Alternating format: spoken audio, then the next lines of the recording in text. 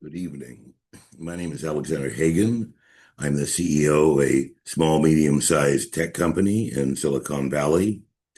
And tonight I want to speak to you about what is going on with our Earth's natural systems. And what we need to know is precisely what is going to happen. And now, with the advent of AI, it's possible to insert and train AI to look at hundreds and hundreds of scientific reports to help synthesize this data to come out with a clear picture.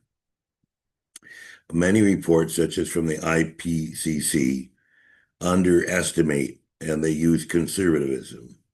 But it's actually the opposite of conservative, because if you made a conservative engineering design, it means that you would be building something that could have extremely high reliability, whereas conservatism in climate science means that you underestimate and you actually build a weaker model, which underestimates risks.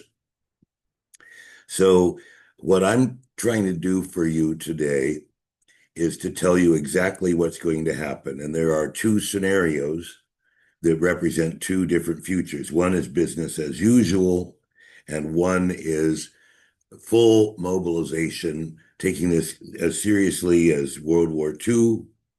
And then there's the space between those two, which is where we're going to end up.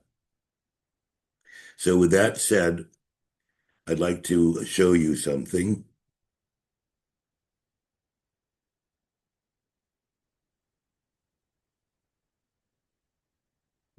So this is the document that assembles all of this analysis, the climate collapse, the peril we are in. And the first statement is that climate alarmism is a fallacy, that when you actually look at the data, it should produce an alarm, which should lead to action. The rational stance is alarm plus action. And we see some important observational pillars that are from climate periodicals. The first, ocean greenness and phytoplankton decline. Satellite data now reveals that the oceans are losing color because phytoplankton, the base of the marine food chain, are declining. This means that we are going to see greater heating. It means we're going to see what's called outgassing, the seas producing CO2. And of course, it also means that fisheries are going to be hammered. Second, observation-based radiative forcing.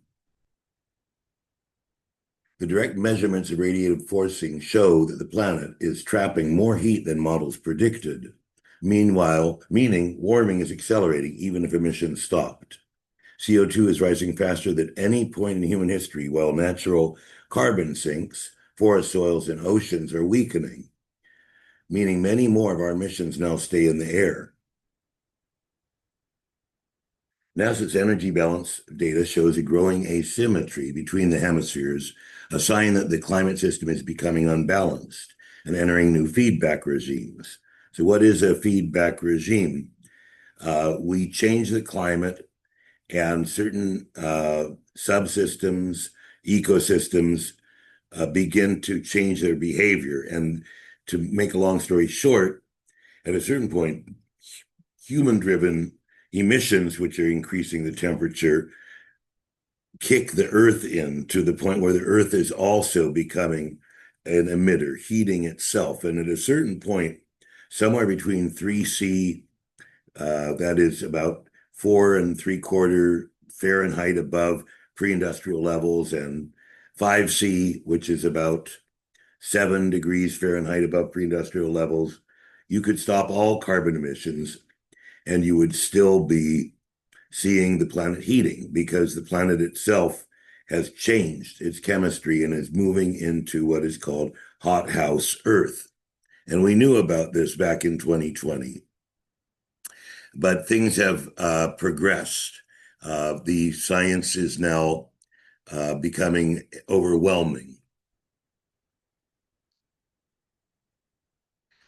NASA's energy balance data shows a growing asymmetry between the hemispheres, a sign that the climate system is becoming unbalanced and entering new feedback regimes. Independent scientific groups compiling the State of the Climate 2025 confirm that nearly every indicator is trending in the wrong direction simultaneously. And finally, new sea level studies show that even if we stopped emission today, the oceans would continue rising for centuries because of heat already stored in the system.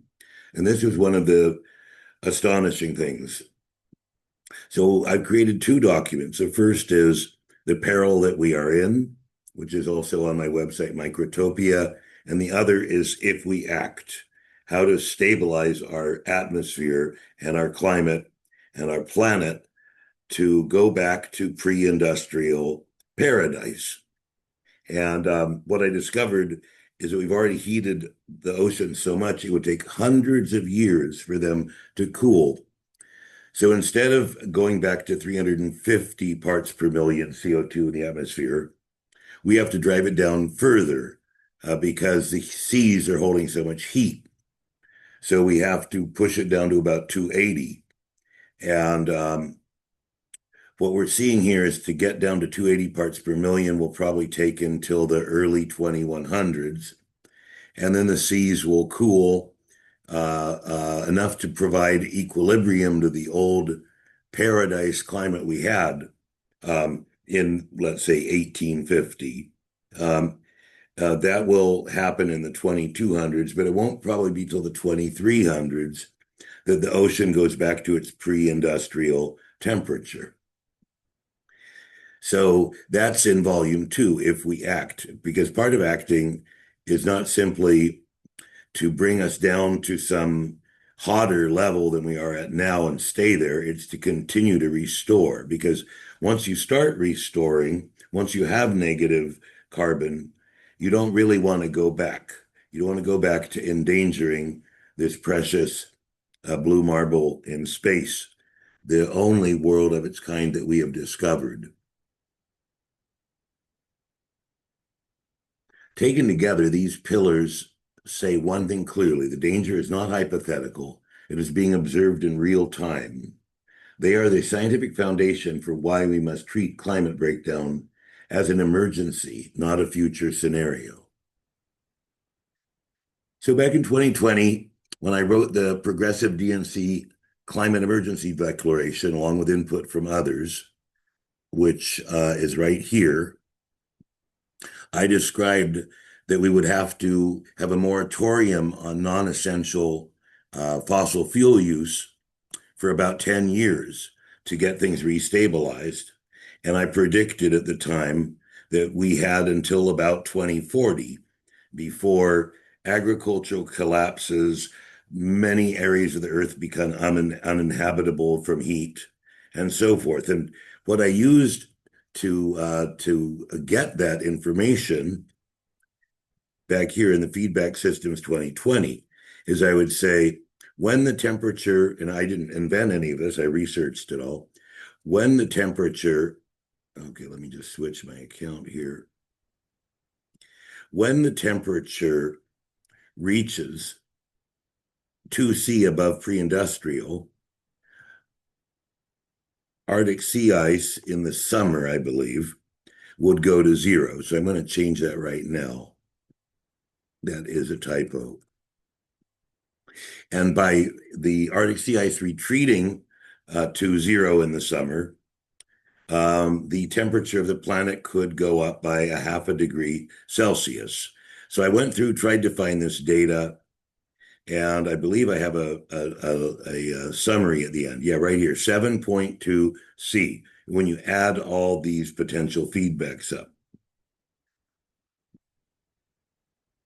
So this is a crude way to do things, and this is where I am thankful to AI and the recent climate reporting, even more so, to get us a much clearer picture of how all these different systems, the Arctic sea ice, CO2 already in the atmosphere that hasn't yet heated the planet. That's another problem, is the load we have of carbon dioxide is such that it will drive the temperature up, as of 2020, the research I did, by a half a degree C in and of itself over time. because the carbon has to move into the right positions in the atmosphere to maximize its heating. And so it takes some time to work it out. Then there is the thermohaline circulation.